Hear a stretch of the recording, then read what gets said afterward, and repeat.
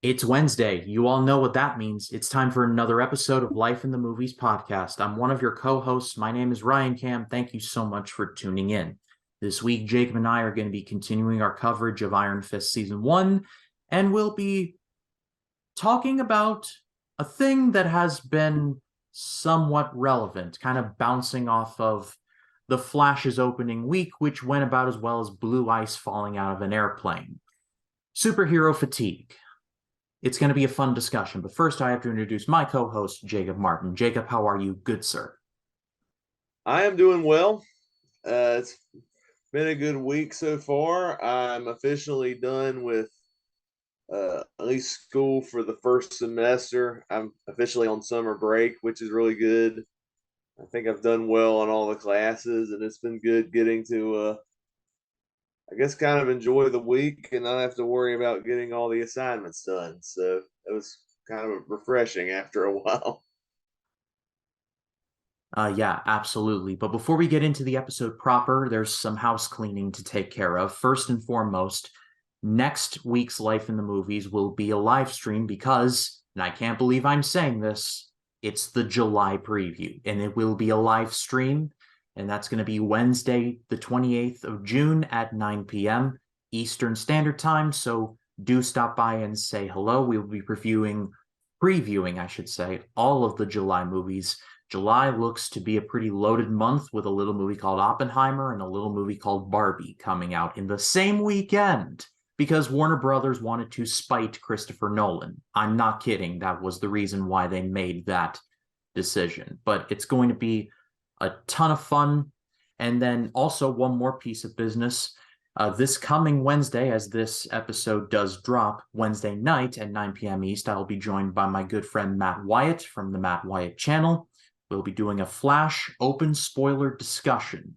So I imagine it is going to be rather interesting. Matt is a great guy. Loved having him on for the Across the Spider-Verse spoiler discussion, along with Ryan from Realspective. It's going to be a great time. But with all of that out of the way, Jacob, I'll toss it to you. Have you been watching anything interesting lately? Yeah, I've not gotten around to watching The Flash. I wanted to see that, but it just didn't happen. Other things got in the way. I was able to, however, see the new Pixar movie, which came out this past weekend, Elemental. I It was a movie that looked kind of meh when I saw the trailers. It didn't really look like the most exciting Pixar movie. However, when I saw the movie, it actually surprised me in more ways than I thought it would. I don't think it's top tier Pixar, but it's definitely not bottom of the barrel Pixar. I'd say this was a really consistent Pixar movie. I felt like it did a good job with the world building. I thought was really interesting with the four elements all living together.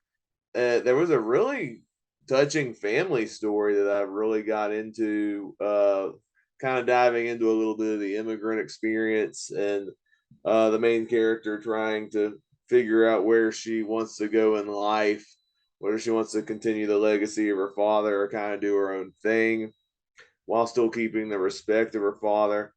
That aspect, I think I was more engaged in the most, more so the love story. But the love story to me was like the extra icing on the cake. And even that element I thought had some neat layers to it. And I even enjoyed the romantic comedy aspects to the film. Obviously, being a Pixar movie, it's going to have stellar animation. I was blown away seeing how they were able to work around the textures of making these characters come to life and using the different elements. I wouldn't say it's like groundbreaking animation. Like I know there's the discourse on like animation to where they're like, oh, Pixar is playing their animation safe and Spider Verse is being groundbreaking and all that. But I'm like, it's still quality animation either way, and Pixar is still doing cool things with their animation. So I'm not diving into that discourse. It's still good animation either way. Not Yeah, all you're the humor landed for me. There was a few jokes where I kind of rolled my eyes, but I still enjoyed the touching story. The romance aspect I thought was done pretty well. like I said, it's not top tier Pixar, but it's still a pretty solid entry in Pixar's filmography. It kind of pains me the movie's not doing too well right now. I really hope it finds an audience. I think I liked it better than Lightyear and Turning Red personally, and I'm hoping this movie to me continues to show that Pixar can still make quality movies, even if it's not the best of the best. Yeah, it's and I will try to have a solo review up for this. If not, I will have it in the quarter two cinema catch-up video, but I have seen this. Again, I liked it a lot better than I thought I would. The movie, I feel like my main problem with the movie, because you're never going to hear me complain about Pixar animation. Like, it still looks great. It looks even better now, like 20-ish years on, nearly coming up on 30, which is just crazy to think about. But you're never going to hear me complain about Pixar animation. I feel like there was a lot because I liked Wade and Ember's relationship when it was just the two of them just messing around Element City. The whole scene where Wade like kind of wades on water, for lack of a better word, creating the rainbow. I loved that. I love the scene where Wade has to try the food. It gets me every time. The log or the the log nuggets. Like no, that's not what they're called. Yeah. It's from the trailer. He has to eat the really hot food. He like stomachs it, but then he does like the burp and it's the bubble and it hits the father and he goes, ah! And like that makes me laugh every single time, like a loon, because I can handle spicy food, but I know others who can't. And so I can kind of relate to that. But I think my main problem with the movie is that it feels like it could have been oddly shorter. The movie's an hour and 40. Feel like it could have been at least like 90 minutes, maybe like 75 minutes. Feel like the plot was kind of contrived. It was around a ticket regarding a citation for this shop. It is like okay, what are the chances of kids like 6, 7, 8, 9, 10-year-old kids knowing what a citation is? Like it seems it was an odd choice, I guess, is what I'm trying to say. Not the worst. I think this is mid-pack Pixar at best. I feel like there's like some because this movie is very much struggling at the box office. I was talking to our mutual friend Jacob Collins from 3D Movie Cinema. He reminded me the movie cost $200 million to make. It's not going to recoup that, at least not this weekend. And so it makes me sad. But at the same time, I can kind of understand why, because it's like the classic adage, if a tree falls in the forest and no one's around to hear it, does it truly make a sound?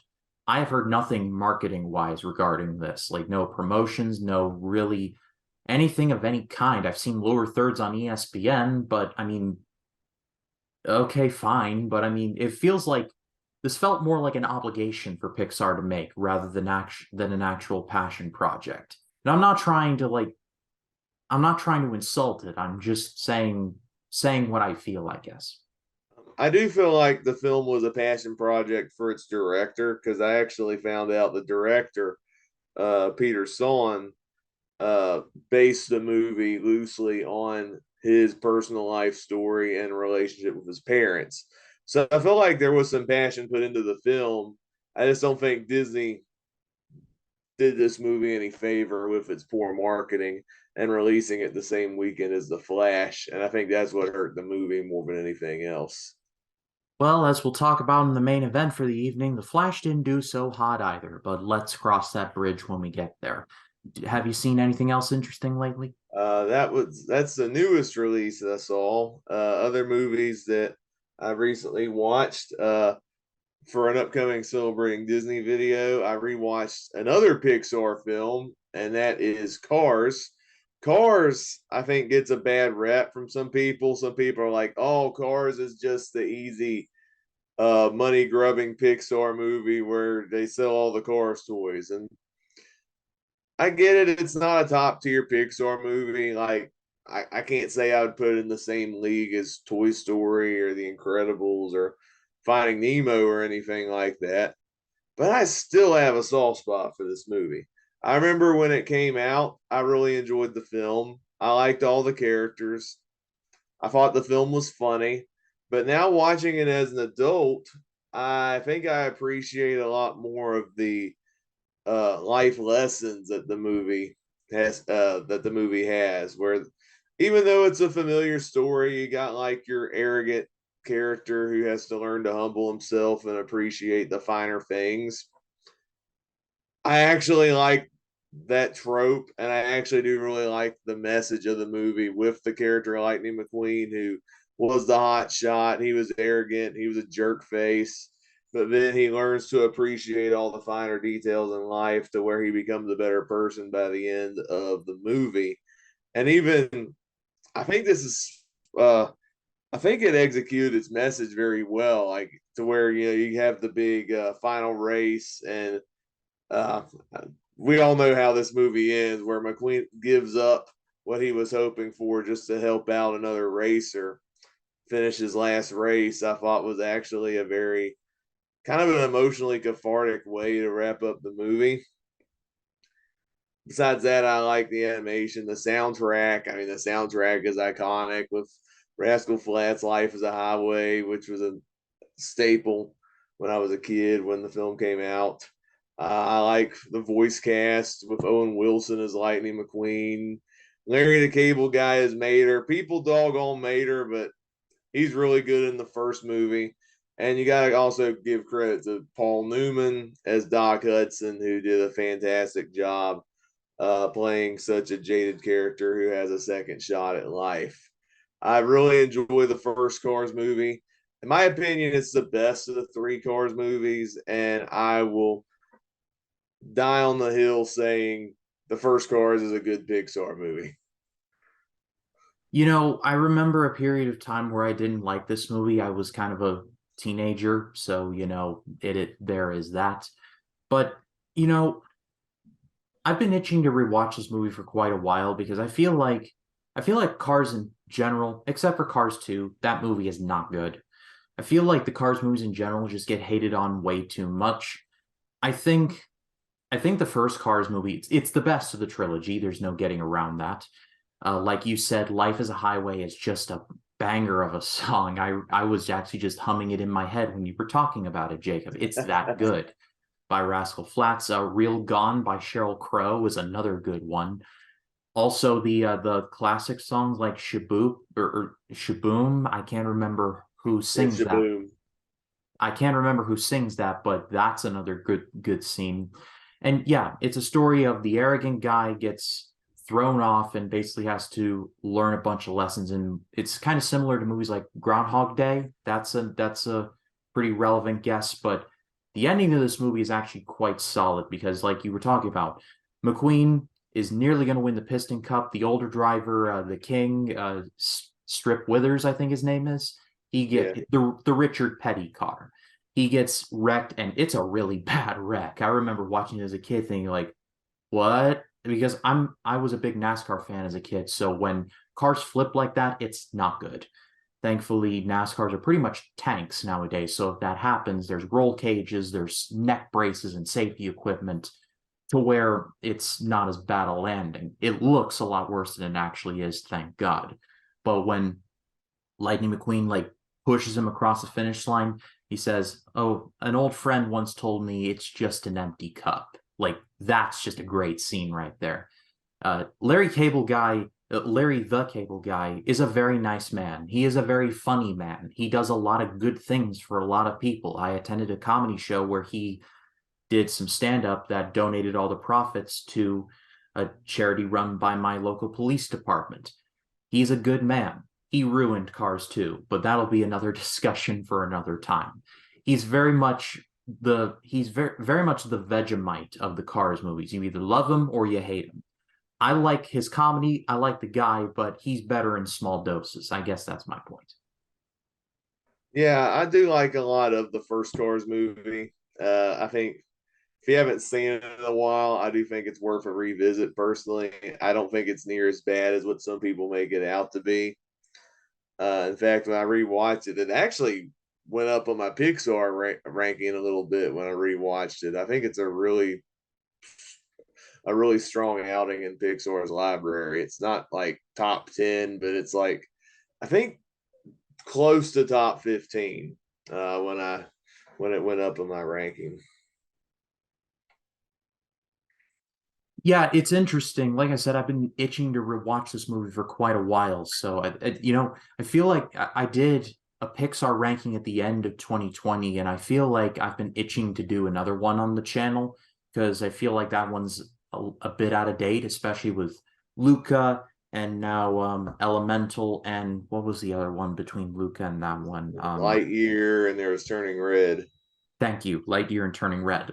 Now that those two are now in the Pixar canon, I need to go back and rewatch those for a fresh ranking. But anything else?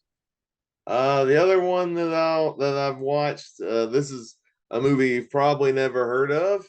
I'd never heard of this movie, but my friend Dave from his channel Interpreting the Stars wanted me to check this movie out, and it's actually his favorite movie of all time. It's a movie from 2007 called Dan in Real Life, which stars Steve Carell. He plays a widowed father with three daughters, and he is not in a good place. He's not he's not really there mentally because his wife had died, and he doesn't have the best relationship with his kids. His family goes to visits with extended family, and while he's there, he actually meets a woman in a restaurant, and they hit it off and get along real well. It sounds like it's going to be a promising relationship, but then we find out that this woman is about to be engaged to Steve Carell's brother. So that leads to some crazy little shenanigans. Who's going to end up with who? I actually thought this was a solid movie. Enough, I didn't think it was amazing or anything. The plot itself was kind of surface level. I feel like I've seen this plot in like your average sitcom pretty much. But I think what makes it work is the cast. Like Steve Carell is a charming enough actor. He plays the lead character well. The chemistry with the leading actress I thought was pretty good, and I think the story was still intriguing enough to see where it was going to lead. There's actually some there's actually some actresses that are in this film. It was fun seeing them in the film before they went on to do bigger and better things. One of the daughters is played by Britt Robertson, and it was fun seeing her in this movie before she went on and was in other movies like Tomorrowland and I Still Believe. And Emily Blunt even makes a small appearance in this movie long before she became the big actress that we know her today. So it's kind of fun watching movies like this, seeing actors in movies that they had smaller roles, but then the more they uh, continued in the business, they found their stride and got had bigger roles as a result of it. I thought this was a decent little movie, nothing amazing or anything, but a pretty good little one-time watch. Yeah, I'll never forget this movie. I've never seen it, but I'll never forget it because the poster is literally Steve Carell's head on a stack of pancakes. And I'm like, I want to and low key not want to try that. Because if there's like butter and syrup on there, that's going to be like messy. It's going to be really, really messy. Yeah. If you are able to watch this movie, it is currently on Disney Plus. It was released on the Touchstone label. So that's why it's on Disney Plus. I'd never even heard of the movie, but I guess I wanted to bring it out there. It's one of my friend's favorite movies of all time. I thought it was pretty solid. Yeah, well, if that's your last one, I'll get into some of the things that I've been watching lately. Most of them for reviews, but I'll breeze through some of them. First up, I rewatched Indiana Jones and the Temple of Doom for the first time to prepare for my road to the Dial of Destiny. This movie is dark. It's so dark. There is so much going on in this movie. I read somewhere that Lawrence Kasdan refused to write the screenplay for this movie because he basically said, Stephen, George, you've got issues you need to work out, and I don't want to work them out with you. So so he basically didn't do it.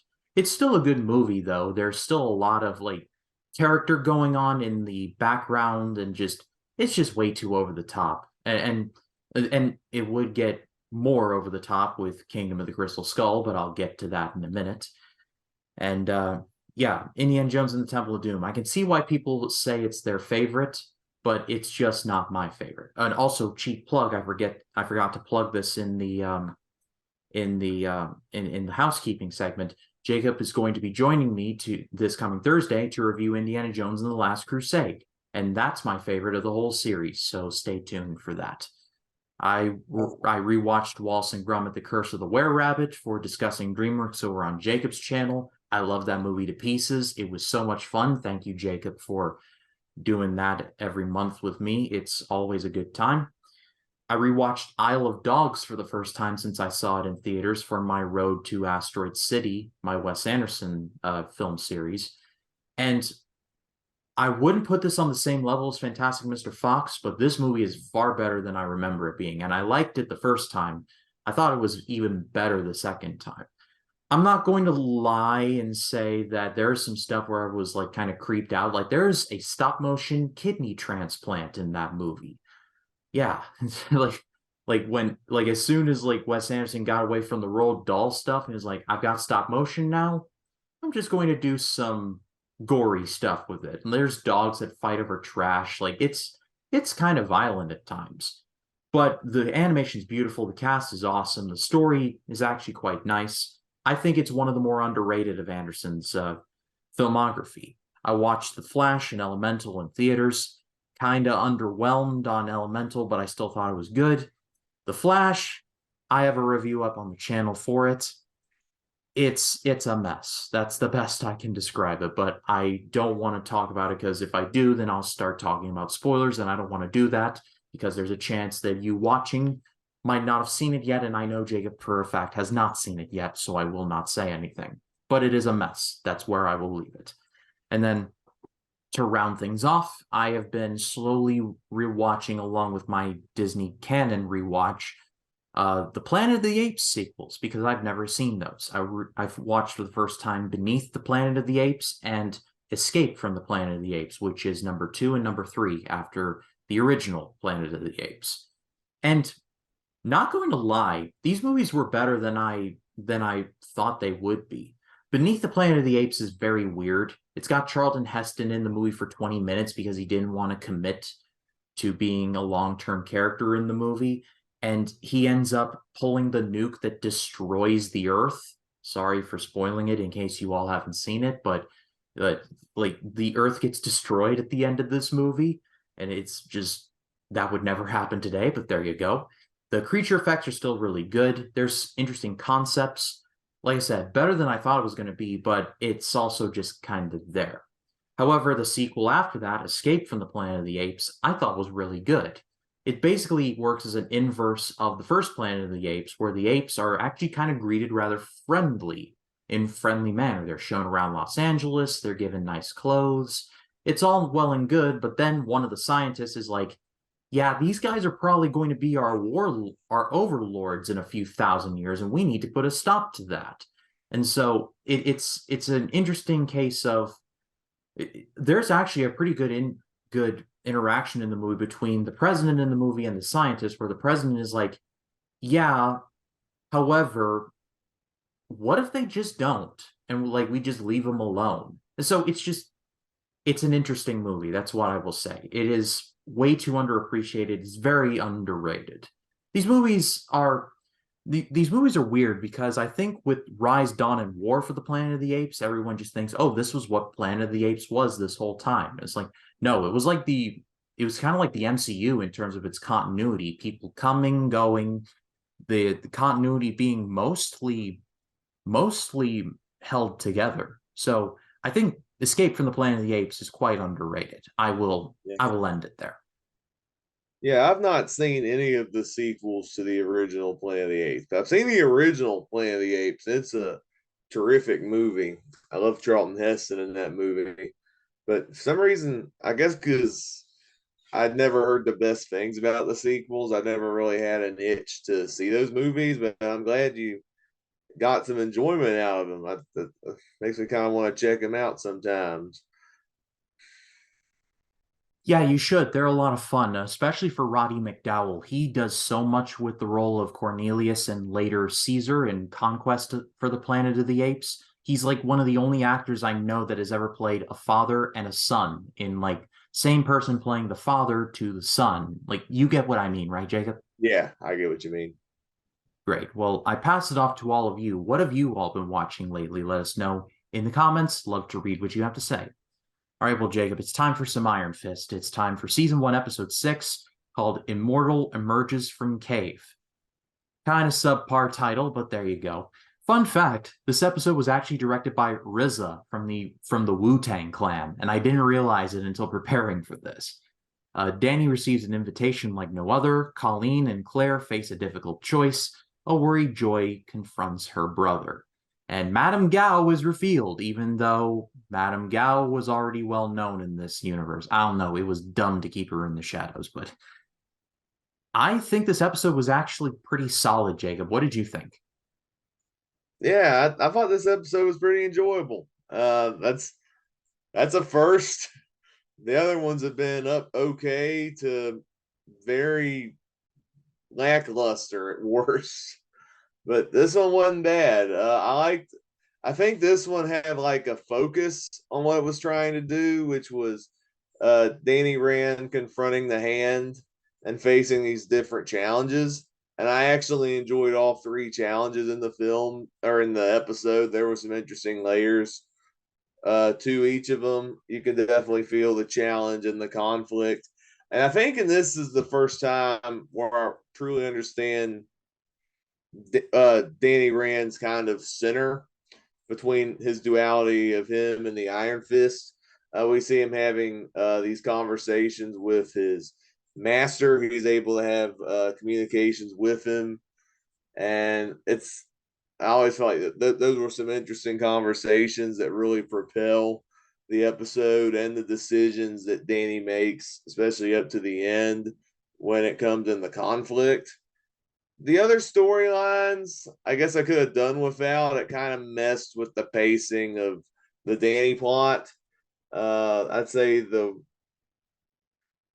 storyline with Rosario Dawson and Colleen would probably the weakest storyline. Where it sounds like there's like a cover. They're trying to tie back into Daredevil season 2 with the kind of like the cover up in the hospital, and it sounds like the Hand has corrupted the hospital and stuff. I'm like, I didn't care for it in Daredevil. I don't really care for that in Iron Fist again. The Ward storyline, I could take it or leave it. Uh, it was kind of interesting that he was with Danny when he was investigating the warehouses, and that mixed with him having withdrawals from the drugs made him kind of go crazy near the end. I enjoyed see the performance that he gave, the actor gave, seeing him kind of destabilize a little bit when he's withdrawing. But again, I've not really liked this character in the beginning, and I don't really feel any emotion out of the character. So, regardless of what they do with him, I'm not sure if it's like too little, too late at this point, unless he makes like a complete 180 character arc and it's earned. I don't know. But as far as the Iron Fist stuff, the action is actually well choreographed, and the dilemma present at the end of the episode I thought was actually really fascinating, to where I am actually excited and intrigued about what's going to happen next. So at least it did that right. Yeah, I remember just like saying when Iron Fist was taking on the Bride of Nine Spiders, and she was like sticking like the needles into him when he went to kick her. I'm like, stop trying to kick this woman. Like she's just gonna stick acupuncture needles in you. Stop. But Yeah, the three challenges was the most interesting part of the episode. Honestly, I'm getting more invested in Iron Fist, like the person, with each passing episode. It was starting off a little rough, but I think I'm slowly starting to get on board with it. When it comes to anything regarding the Meachums, get them out of here. Like I'm not a fan of them personally. Like anything with Ward, I'm like go to therapy. Like just do something. Like I just don't know. I couldn't get behind that. Yeah, like I said, the side storylines were not the best. The Iron Fist stuff was actually really good. Challenge number two was actually my favorite when he's dealing with the deadly woman who's doing the deadly acupuncture. Uh, I enjoyed some of the sound mixing where we constantly flash between the action and the regular perspective, and when we see it in Danny's perspective with distorted female voice, who's trying to manipulate him. It was a really cool fight scene, and I think of the three challenges, that one was the most interesting, along with the final challenge and the final decision that Danny made, which was quite fascinating. Yeah, what I will say is that it took a while. This is still my least favorite of the seasons we've covered, but this show is definitely getting better. It's not good. It's not particularly outstanding, but from where we started, which I can imagine, like Jacob and I, the first three episodes, we were like, what exactly, like what are we doing here? But I think we are at episode 6 now, so we are near or at the halfway point. We will be crossing the halfway point very soon. But I credit where credit's due. I think the show is getting slightly better, slightly. Yeah, for sure. And it can only go up from here. Yeah, that is very true. But also, they're giving Claire some stuff to do. She at least healed someone or tried to. Yeah, I still felt like her inclusion in the show is contrived. Yeah, trying to get the whole Defenders thing, which is coming down the pike. It is the next thing we're going to be covering, but at the same time, it's like, yeah, we get it. Like Claire is in the universe, we get it. But anyway, I passed it off to all of you. What did you think of Iron Fist season one episode 6? Let us know in the comments. Love to read what you have to say. All right, Jacob. Well, let's get into the main event. And quite simply, in light of events regarding a certain Scarlet Speedster, yeah, it's currently not doing so hot at the box office. It's been reported in various outlets, but I'm reading from Variety. The Flash disappoints with $55 million debut. Pixar's Elemental flops with 29.5 million in battle of box office lightweights. So, yeah, like yeah, Flash did not do so hot. And really, I've always tried to steer away from the question of is superhero fatigue real? And I think now more than ever there is, I believe, a genuine case for it. However, I feel like my stance on it, it's not superheroes that are the problem, it's the superhero movies that are the problem. What say you? That is an interesting question. I feel like the topic of superhero fatigue has popped up, especially this year, because we've had other comic book movies this year that have had underwhelming box office, such as Ant-Man, Quantumania, and the Shazam sequel. I have a feeling I can kind of see why these movies didn't do that well, because those movies weren't the most well received. And I think The Flash had a bigger hurdle because a lot of people refused to support that movie because of Ezra Miller, not really based on the quality of the movie. But I think the bigger issue is not really, is the superhero market oversaturated. I think it's more so people are sick of the quality of the movies. I think people see a lot of superhero movies and just find them kind of cliche, generic, and they're only wanting to see those that really stand out and actually do something meaningful. Guardians 3 was a monster hit for Marvel because the other two Guardians movies were so good, and this movie was like the emotional conclusion to that trilogy, made by a kind of a master director now at this point with James Gunn, who put his heart and soul into that story. And then I don't really think we're truly on a fatigue because you got that movie that made a lot of money, and then we just had Spider-Man Across the Spider-Verse, which people love that movie. I've not seen any negative reviews of Across the Spider-Verse, much like the first film, and that movie's making a killing at the box office. It already outgrossed the gross of the original movie in the span of 10 days, I read. That movie is doing very well. So I don't think it's truly fully the fatigue that there's too many superheroes in the market. I think a lot more audiences are starting to tell the difference between a fantastic superhero movie and a subpar superhero movie. And theater tickets are expensive. And I think the general audience goers want to go see the really, really good superhero movies and keep going back and watching them over and over again. And it's interesting in the case of The Flash because like there was like so much like there was some buzz coming out of it. People saying it's like one of the all-time greats. I know Sean Chandler was really high on it. I know John Campea was really high on it. And I kind of tempered my expectations. And also, we need to keep in mind, Flash has a lot more going against it. You got the whole Ezra Miller situation, you got delays, you got COVID, thousands upon thousands of rewrites, seemingly.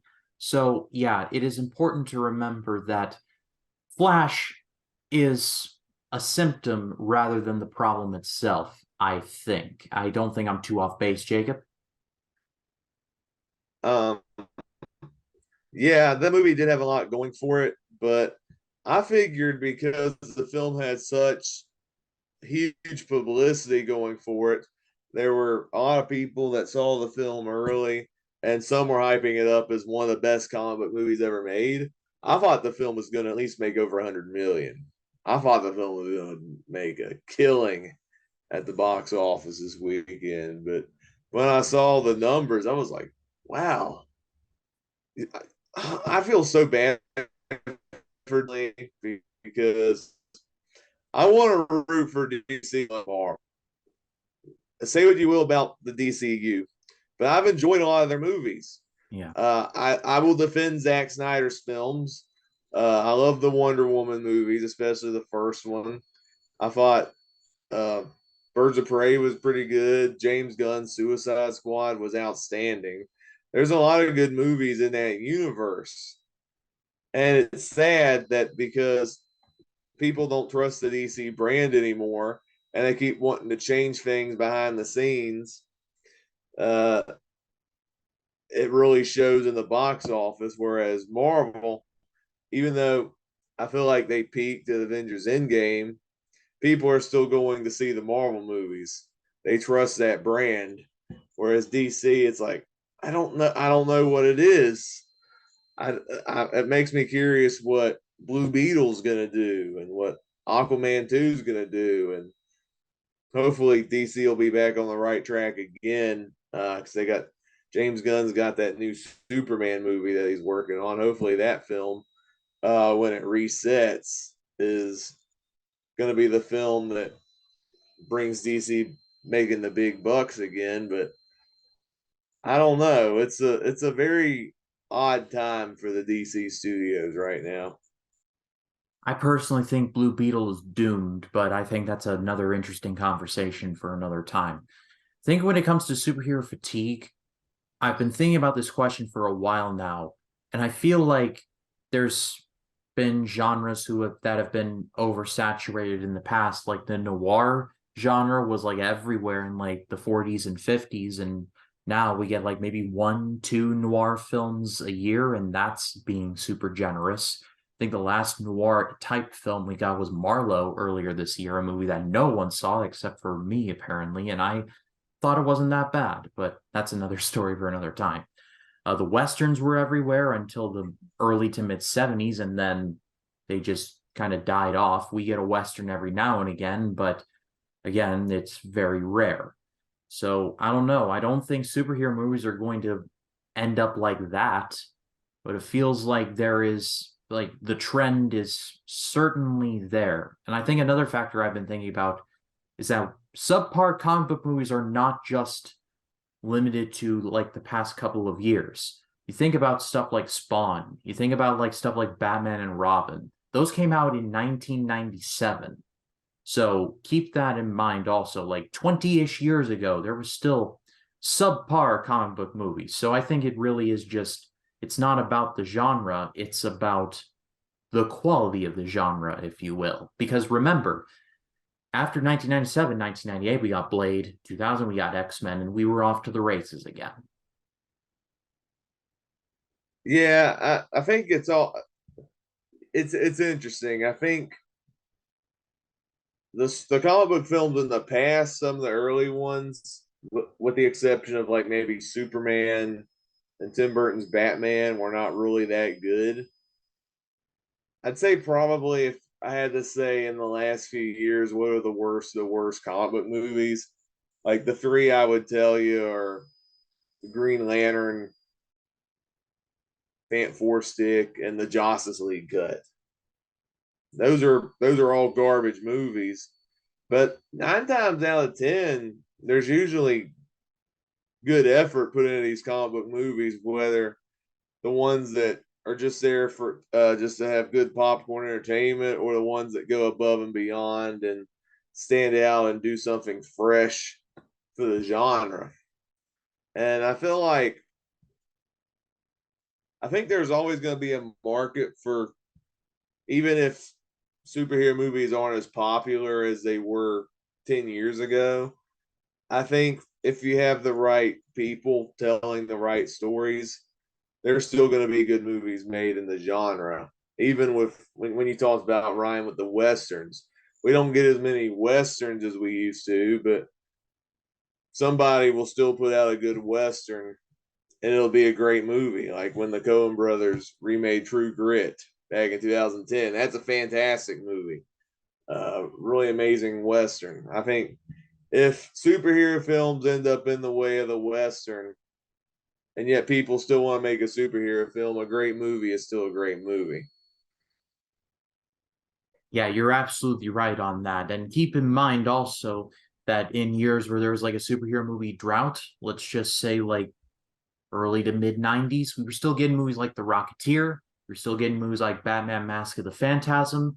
So all these factors, yes, they do play a part, but ultimately they're not as in, they're overrated. They're not really as big of a factor as one might hope. It really comes down to how good the movie is. And like we were talking about, like current day, Guardians of the Galaxy Volume 3 was excellent. That movie was very good because it was a really good movie, not just because it's an MCU film, it is, not just because James Gunn directed it, because he did, but because the movie was good. And I have wanted the DCU to be successful since day one. They've had a lot of problems, a lot of subpar movies. However, there's also Man of Steel, there's the Snyder cut of the Justice League, there's Wonder Woman, the original. So they haven't all been misses. There have been some hits there. Batman v Superman, the Ultimate Cut. I will defend the Ultimate Cut till my dying breath. So it is unfortunate for the crew and the rest of the cast that The Flash is not doing so hot. My heart does go out to everyone who worked on the film, because keep in mind, movies are not just like the star, the director, the screenwriter, and just a bunch of nobodies. There are grips, there are camera people, there are effects workers. So it really does suck for them because, the movie might lose money, and it's tracking to be that case, yes. So when we're talking about this, it's not like we want the movie to fail. We don't. So it's important to distinguish that. But I feel like I talked about with Blue Beetle, that movie I don't think has a prayer. Like because it's a very obscure character. It's coming from DC, where they have been extremely inconsistent. And I think it really just boils down to those two factors, especially with the fact that Blue Beetle, outside of if you maybe read the comics or watched Batman the Brave and the Bold, then you have no idea who Blue Beetle is. Jacob, do you know who Blue Beetle is? Because I know only because I watched the TV show Batman the Brave and the Bold on Cartoon Network. Well, I had never heard of Blue Beetle before the movie was announced, but then again, I had never even heard of half of these superhero characters because I never read comic books as a kid. So some of these obscure characters that Marvel had done in their movies I had never heard of, like Iron Man, Captain America, the Guardians of the Galaxy, Doctor Strange, Ant Man, and all of them. But Marvel was able to find a way to make all those movies successful. DC hadn't had the same track record yet. Now they've had some successes in the past. Wonder Woman, Aquaman made $1 billion, but they just hadn't really found that same stride that Marvel's been hitting, unfortunately. It's a rather complex issue, and I think it's an issue we should revisit another time. I think at the end of the day, it is unfortunate what's happening with The Flash. I think that the superhero fatigue question is overrated. It's really up to the quality of the movies, but I guess we can conclude by saying that the quality has just been rather hit or miss as of lately. That's not to say that it can't recover, because I think there is certainly a case where, yeah, I believe that it can. I mean, if you look at what some of the upcoming comic book movies that are coming out in the next few years, I know even with DC, you know, we're getting this Joker sequel coming out that I think is going to do well. Matt Reeves' Batman 2 is going to do well. And then with Marvel, you got the you got the new Fantastic Four movie, which is being hyped up. I'm really excited about what that's going to be. There's going to be new Spider-Man movies, and then Deadpool 3 pairing Hugh Jackman with Ryan Reynolds, which I think is going to be an awesome combination. So there's going to be some good ones out there. It's just the quality needs to match what the concept is, and if you have the right people making them, we're still going to have good movies going forward. Yes, I do agree, but I pass the question off to all of you. You think superhero fatigue is a real thing? If so, or if not so, let us know in the comments. Love to read what you have to say. I feel like, Jacob, we should revisit this sometime, because with Marvel and their continuing things with Secret Invasion, which by the way, Jacob and I will be covering starting not well, actually we'll be live, so maybe if we can cram it in, we can start the Secret Invasion coverage, but at the same time, maybe not. It'll be we'll see what happens, but we will be covering Secret Invasion nonetheless. So MCU is still very much on the tracks. They still got some momentum, so it's important to keep that in mind. People are still going to see those, but I think we can revisit this at some point, or at least I would like to.